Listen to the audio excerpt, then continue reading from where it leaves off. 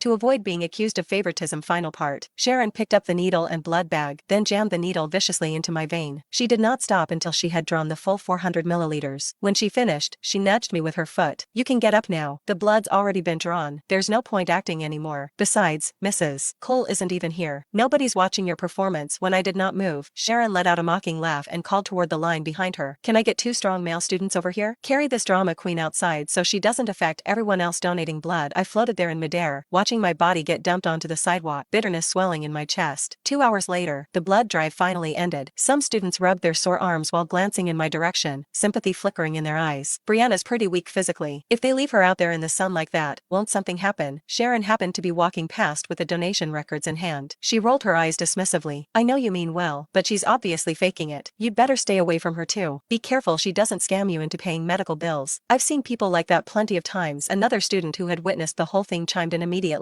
Brianna just relies on the fact that her mom's a department director. She acts like a spoiled princess all the time and expects everyone to cater to her. Now she's pretending to pass out and embarrassing the entire school. Exactly. She's just shameless. She wants everyone to pity her and coax her again. The students who had been worried about me immediately backed away after hearing that, afraid of getting dragged into trouble themselves. Listening to all this, Sharon felt much more satisfied. She turned and walked into Mom's office with the donation records. Mrs. Cole, these are today's blood donation records. If everything looks fine, just sign here. Mom's eyes landed on the line showing I had donated 400 milliliters, and the tension in her brow slowly eased. Where's Brianna? Didn't I assign her to help you as a volunteer too? Sharon lowered her head, hesitating as though she did not know whether she should speak. As for her, I kindly asked someone to help her up earlier, but she said unless you personally went to comfort her, she wasn't getting up. Mom's expression instantly darkened. Mrs. Cole, Brianna's been lying there for a long time already. This really can't go on. Why don't you just give in a little? At least get her up first. Mom slammed the donation records onto the desk, fury erupting in her voice. I've spoiled her too much. That's why she's developed such a terrible temper. If she refuses to give in, then let her stay lying on the ground forever. Under the blazing sun, the temperature kept climbing. Students around campus gradually stopped lingering outside and hurried back to their dorms. The smell of decay slowly began to seep from my body, drawing over several stray cats that roamed the school grounds. I lay there completely helpless, unable to run, unable to call for help. All I could do was watch as they tore at my flesh with their teeth. It hurt so much. My soul desperately drifted toward my mother's office, only to find her happily chatting with Sharon. Sharon flipped through my mother's notebook with wide-eyed amazement, her face full of envy. Wow, Mrs. Cole, are these all the nutritional meals you made for Brianna? Every dish has instructions and health benefits written down. You must have been keeping this notebook for years. The moment I saw the notebook in her hands, my eyes stung. My mother had started writing in it the day I was born. She always said that as long as she followed the recipes inside, I would grow up healthy and strong. Mother stared at the thick notebook, her gaze briefly turning distant. Looking at those yellowed pages, she seemed to sink into old memories.